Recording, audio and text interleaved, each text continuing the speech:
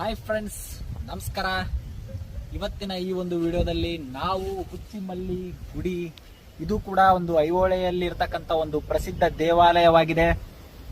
ಇದ್ರ ಬಗ್ಗೆ ಒಂದು ಚಿಕ್ಕ ಮಾಹಿತಿಯನ್ನ ಕೊಡ್ತಾ ಹೋಗ್ತೀನಿ. ಬನ್ನಿ, ಅದ್ರ ಬಗ್ಗೆ, ಅದರ ಇತಿಹಾಸದ ಬಗ್ಗೆ ಏನಿದೆ, ಎಂತ ಯಾರು ಕಟ್ಸಿದ್ರು ಎಲ್ಲ ಇದ್ರ ಬಗ್ಗೆ ಮಾಹಿತಿ ಕೊಡ್ತಾ ಹೋಗ್ತೀನಿ. ಬನ್ನಿ ಫ್ರೆಂಡ್ಸ್. ಸ್ನೇಹಿತರೆ, ಈ ಒಂದು ಹುಚ್ಚಿಮಲ್ಲಿ ಗುಡಿ ಈ ಬಾದಾಮಿ ಚಾಲುಕ್ಯರ ಒಂದು 7ನೇ ಶತಮಾನದಲ್ಲಿ ನಿರ್ಮಾಣ ಆದಂಥ ಒಂದು ಗುಡಿಯಾಗಿದೆ. ನೀವಿಲ್ಲಿ ನೋಡ್ಬೋದು, ಈ ಗುಡಿಯ ಒಂದು ಶೈಲಿ ಈ ಉತ್ತರ ಭಾರತದಲ್ಲಿ ಕಂಡು ಬರ್ತಕ್ಕಂಥ ನಾಗರ ಶೈಲಿಯ ಒಂದು 3 ವಿಧಗಳು ಬರ್ತಾವೆ. ಅದರಲ್ಲಿ ಇದು ರೇಖಾ ಒಂದು ಶಿಲಾ ಶೈಲಿಯಲ್ಲಿ ಕಂಡು ಬರ್ತದೆ. ಈ ಗುಡಿ ಮುಖ್ಯವಾಗಿ ಪೂರ್ವಾಭಿಮುಖವಾಗಿ ಕಟ್ಟಲಾಗಿದೆ. ಹಾಗೂ ಈ ಒಂದು ಗುಡಿಯ ಮೇಲೆ ಒಂದು ಈ ಇಮ್ಮಡಿ ಪುಲಿಕೇಶಿ ಮೊಮ್ಮಗನಾಗಿರ್ತಕ್ಕಂಥ ವಿಜಯಾದಿತ್ಯನ ಒಂದು ಶಿಲಾಶಾಸನ ಕಂಡು ಬರ್ತದೆ. ನೀವಲ್ಲಿ ಗಮನಿಸಬಹುದು. ಇವಾಗ ಬನ್ನಿ, ಅದ್ರ ಬಗ್ಗೆ ಒಂದು ಮಾಹಿತಿ ಕೊಡ್ತಾ ಹೋಗ್ತೀನಿ.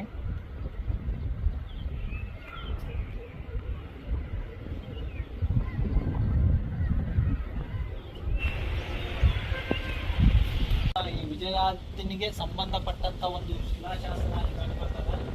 ಗಮನಿಸಬಹುದು ನೋಡಿ. ಕ್ರಿಸ್ತ ಶಕ 7ನೇ ಶತಮಾನದಲ್ಲಿ ನಿರ್ಮಾಣ ಮಾಡಿದಂಥ ಈ ಒಂದು ದೇವಾಲಯ ಹಾಗೂ ಈ ದೇವಾಲಯದ ಮೇಲೆ ಕಂಡು ಬರ್ತಕ್ಕಂಥ ವಿಜಯಾದಿತ್ಯನ ಒಂದು ಶಿಲಾಶಾಸನ ಇಲ್ಲಿದೆ ನೋಡಿ ಫ್ರೆಂಡ್ಸ್. ಸ್ನೇಹಿತರೆ, ಇವಾಗ ದೇವಾಲಯದ ಒಳಗೆ ಎಂಟ್ರಿ ಕೊಡೋಮ. ಈ ದೇವಾಲಯವು ಪ್ರಮುಖವಾಗಿ ಈ ಶೈವ ಸಮುದಾಯಕ್ಕೆ ಅಥವಾ ಶೈವ ಒಂದು ಪಂಗಡಕ್ಕೆ ಸೇರಿದ ಒಂದು ದೇವಾಲಯ.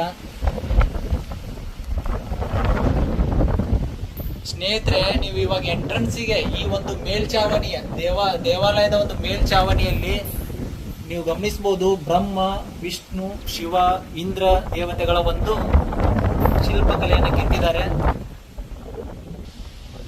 ಹಾಗೆ ಒಳಗಡೆ ಎಂಟ್ರಿ ಕೊಡೋಣ ಫ್ರೆಂಡ್ಸ್. ನೀವು ನೋಡ್ಬೋದು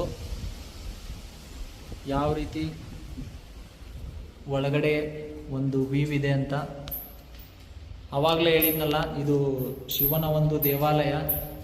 ಶಿವನ ಒಂದು ಮೂರ್ತಿ ನಿಮಗೆ ಕಂಡು ಬರ್ತದೆ, ಲಿಂಗದ ಒಂದು ಪ್ರತಿಷ್ಠಾಪನೆ. ಹೀಗಾಗಿ ಇದು ಶೈವ ದೇವಾಲಯವಾಗಿದೆ.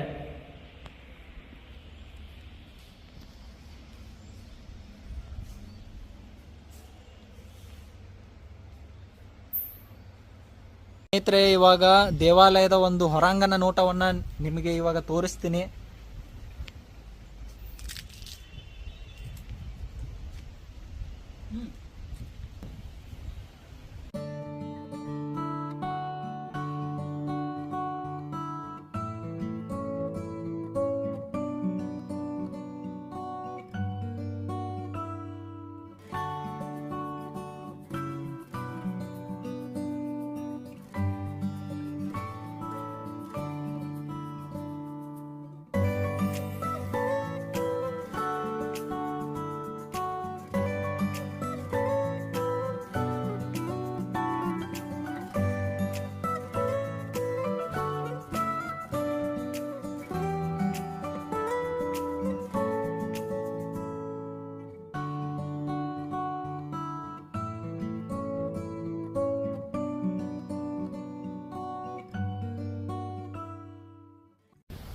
ಸ್ನೇಹಿತರೆ, ನೀವು ಏನು ಮುಖಮಂಟಪ ಇದೆ ಅಲ್ಲ, ಅಲ್ಲಿ ಮೇಲ್ಗಡೆ ಆ ಒಂದು ಛತ್ತು ಅಂತ ಏನು ಕರಿತೀವಿ ನಾವು, ಅಲ್ಲಿ ಆ ತಾರಕಾಸುರನ ಮೇಲೆ ಕುಳಿತು ಅವನನ್ನ ವಧಿಸುತ್ತಿರುವ ಈ ಒಂದು ಕಾರ್ತಿಕೇಯನ ಒಂದು ನೀವು ಶಿಲ್ಪವನ್ನ ಗಮನಿಸಬಹುದಲ್ಲಿ ನೋಡಿ. ಅಲ್ಲಿ ಸ್ನೇಹಿತರೆ, ಟೆಂಪಲ್ ಇಲ್ಲೇ ಪಕ್ಕದಲ್ಲಿ ಇರ್ತಕ್ಕಂಥ ಈ ಉತ್ತರ ದಿಕ್ಕಿಗೆ ಇರ್ತಕ್ಕಂಥ ಈ ಚಿಕ್ಕ 2 ದೇವಾಲಯಗಳೇನಿದಾವಲ್ಲ, ಇವು ನಂತರ ಕಾಲದಲ್ಲಿ ನಿರ್ಮಾಣವಾದಂಥ ದೇವಾಲಯಗಳಾಗಿವೆ. ಈ ಪುಟ್ಟ ದೇವಾಲಯಗಳ ಮುಂದೆ ಈ ಕಂಡು ಬರ್ತಕ್ಕಂಥ ಈ ಕಲ್ಲಿನ ಒಂದು ಮೂರ್ತಿಗಳು, ಇವಕ್ಕೆ ನಾವು ಗೋಸಾಸ ಕಲ್ಲುಗಳು ಅಂತ ಕರಿತೀವಿ. ಅಂದ್ರೆ ಅವಾಗಿನ ಕಾಲದಲ್ಲಿ ಏನಾಗಿತ್ತಂದ್ರೆ ಫ್ರೆಂಡ್ಸ್, ಈ ಊರಿನ ಒಡೆಯರು ಅಂತ ಮುಖ್ಯಸ್ಥರು ಯಾರು ಇರ್ತಿದ್ರು, ಇವರು ಈ ಗೋಗಳನ್ನ ದಾನ ಮಾಡ್ತಿದ್ರು. ಆಕಳು ಎತ್ತು ಎಮ್ಮೆ ಕರಗಳನ್ನು ಈ ತರ ದಾನ ಮಾಡ್ತಿದ್ರು. ಇವಾಗ ಹೆಂಗಂದ್ರೆ ಅವಾಗ ಗೋಗಳೇ ಅತ್ಯಂತ ಶ್ರೇಷ್ಠ ಒಂದು ಆಸ್ತಿ ಅಂತ ಕರಿಬಹುದಾಗಿತ್ತು. ಅವುಗಳನ್ನ ದಾನ ಮಾಡಿ ಅವುಗಳ ಮೇಲೆ ತಮ್ಮ ಹೆಸರನ್ನ ಇಲ್ಲಿ ಕೆತ್ತಿಸ್ತಾ ಇದ್ರು. ಇಲ್ಲಿ ನೀವು ಗಮನಿಸಬಹುದು, ಬನ್ನಿ ಇಲ್ಲಿ ನೀವು ನೋಡ್ಬೋದು, ಈ ಗೋಗಳನ್ನ ಕೊಟ್ಟಂತ ಇವು ಅವರ ಹೆಸರು ಇಲ್ಲಿ ಕೆತ್ತಲಾಗಿದೆ. ಹೀಗಾಗಿ ಇವಕ್ಕೆ ಗೋಸಾಸ ಕಲ್ಲುಗಳು ಅಂತ ನಾವು ಕರಿತೀವಿ. ಒಂದು ಇವುಗಳನ್ನ ಕಲ್ಲುಗಳನ್ನ ಈ ಸಹಸ್ರ ಗೋದಾನದ ಒಂದು ಪ್ರತೀಕ ಅಂತ ಹೇಳ್ಬೋದು ನಾವು ಈ ಕಲ್ಲುಗಳಿಗೆ. ಈ ಉಚ್ಚಿಮಲ್ಲಿ ದೇವಾಲಯದಲ್ಲಿ ಏನು ಚಿಕ್ಕ ದೇವಾಲಯ ಇದೆಯಲ್ಲ, ದೇವಾಲಯದ ಮುಖ ಮಂಟಪ ಮತ್ತು ಸಭಾ ಮಂಟಪ ಅಷ್ಟೇ ಉಳಿದಿದೆ. ಮೇಲ್ಗಡೆ ಶಿಖರ ಅವೆಲ್ಲ ನಾಶವಾಗಿದೆ. ಮತ್ತು ನೀವು ಇದನ್ನು ನೋಡ್ಬೋದು, ಈ ಗೋಡೆಯನ್ನು ರೀಕನ್ಸ್ಟ್ರಕ್ಟ್ ಮಾಡಿದ್ದಾರೆ. ಇವಾಗ ಇತ್ತೀಚೆಗೆ ಇದನ್ನ ರೀಕನ್ಸ್ಟ್ರಕ್ಟ್ ಮಾಡಿದ್ದಾರೆ. ನೀವು ಇಲ್ಲಿ ಗಮನಿಸ್ಬೋದು, ಇದು ಪ್ರಾಚೀನ ಮೊದಲಿಂದಿದು ಕಲ್ಲು, ಇವಾಗಲೂ ರೀಕನ್ಸ್ಟ್ರಕ್ಟ್ ಮಾಡಿದ್ದು. ನೀವು ಇದರಲ್ಲೇ ಡಿಫ್ರೆನ್ಸ್ ನೋಡ್ಕೋಬಹುದು.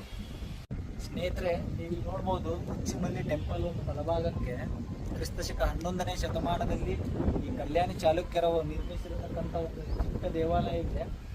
ಅದರ ಮೇಲೆ ಒಂದು ಕಿರು ಮೆಟ್ಟಿಲುಗಳ ಒಂದು ಶಿಖರ ಕಾಣುತ್ತೆ. ಇದಕ್ಕೆ ನಾವು ಪಾಂಸಾನ ಅಂತಂದು ಕರಿತೀವಿ.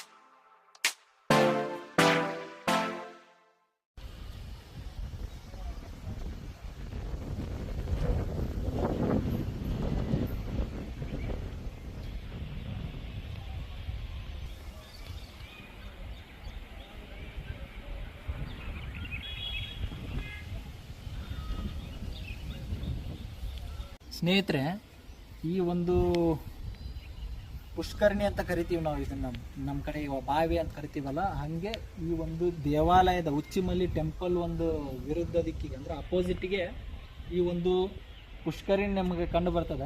ಈ ಒಂದು ಪುಷ್ಕರಣಿ ಮೆಟ್ಟಿಲು ಬಾವಿ ಅಂತ ಕರಿಬಹುದು ನಾವು ಇದನ್ನ. ಈ ಒಂದು ಬಾವಿಯ ಮೇಲೆ ಹಲವಾರು ನಮಗೆ ಶಿಲಾ ಕೆತ್ತನೆಗಳು ಕಂಡು ಬರ್ತಾವ. ನೀವು ಇಲ್ಲಿ ಗಮನಿಸಬಹುದು.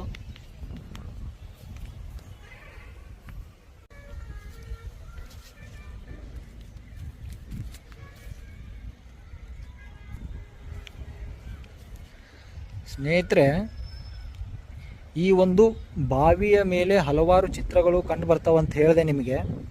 ನೀವಿಲ್ಲಿ ಗಮನಿಸ್ಬೋದು, ಈ ಒಂದು ಶಿಲಾ ಕೆತ್ತನೆಗಳು ಅಷ್ಟದಿಕ್ಪಾಲಕರು, ಮಹಿಷಮರ್ದಿನಿ, ಬ್ರಹ್ಮ, ವಿಷ್ಣು, ಗಜಲಕ್ಷ್ಮಿ, ಕಾರ್ತಿಕೇಯ ಅಲ್ಲದೆ ಪಂಚತಂತ್ರ ಮತ್ತು ಕಿರಾತಾರ್ಜುನೀಯಗಳ ಕಥಾ ಸಂಕಲನಗಳ ಒಂದು ಶಿಲ್ಪಕಲೆಗಳನ್ನು ಈ ಒಂದು ಬಾವಿಯ ಮೇಲೆ ಕೆತ್ತಲಾಗಿದೆ. ನಿಮಗೆ ಇವಾಗ ತೋರಿಸ್ತೀನಿ ನೋಡಿ ಒಂದೊಂದೇ. ನೀವು ಇಲ್ಲಿ ಗಮನಿಸ್ಬೋದು, ಪಂಚತಂತ್ರದ ಒಂದು ಅದರಲ್ಲಿ ಬರ್ತಕ್ಕಂಥ ಒಂದು ಪಾತ್ರಗಳ ಕಥೆಗಳ ಒಂದು ಶಿಲ್ಪಕಲೆಯನ್ನು, ಹಾಗೂ ಬ್ರಹ್ಮ, ವಿಷ್ಣು, ಶಿವ, ಹೀಗೆ ಅನೇಕ ರೀತಿಯ ಒಂದು ಶಿಲ್ಪಕಲೆಯನ್ನು ಈ ಒಂದು ಬಾವಿಯ ಮೇಲೆ, ಅದರ ಗೋಡೆ ಮೇಲೆ ಕೆತ್ತಲಾಗಿದೆ. ಮಳೆಗೆ ಒಂದು ಸ್ವಲ್ಪ ಇದು ಆಗಿದೆ, ಅವು ಅಷ್ಟು ಕ್ಲಿಯರಾಗಿ ಕಾಣಿಸಲ್ಲ ನಿಮಗೆ. ಇದೇ ಆ ಹುಚ್ಚಿಮಲ್ಲಿ ಟೆಂಪಲ್ಲು. ಈ ಒಂದು ಬಾವಿಯ ಕಡೆಯಿಂದ ಇದರ ಒಂದು ವ್ಯೂ ಈ ರೀತಿಯಾಗಿದೆ. ಸ್ನೇಹಿತರೆ, ಇವಾಗ ಪ್ರಮುಖವಾಗಿ ಈ ಹುಚ್ಚಿಮಲ್ಲಿ ಟೆಂಪಲ್, ಇದಕ್ಕೆ ಹೆಸರು ಹುಚ್ಚಿಮಲ್ಲಿ ಅನ್ನೋ ಹೆಸರು ಹೇಗೆ ಬಂತಂತ ಅನ್ನೋದು ಗಮನಿಸಬೇಕಾದ್ರೆ, ಇಲ್ಲಿ ಈ ಒಂದು ದೇವಾಲಯದಲ್ಲಿ ಪ್ರಮುಖವಾಗಿ ಇದು ಮೊದಲಿಂದ ಹೆಸರು ಬೇರೆ ಇತ್ತು. ಹುಚ್ಚಿಮಲ್ಲಿ ಅಂತ ಯಾಕೆ ನಮ್ಮ ಜನ ಕರ್ಕೊಂತ ಬಂದಿದ್ದಾರಂದರೆ, ಮಲ್ಲಿ ಅನ್ನೋ ಒಬ್ಬಾಕಿ ಹುಚ್ಚಿದ್ಲು.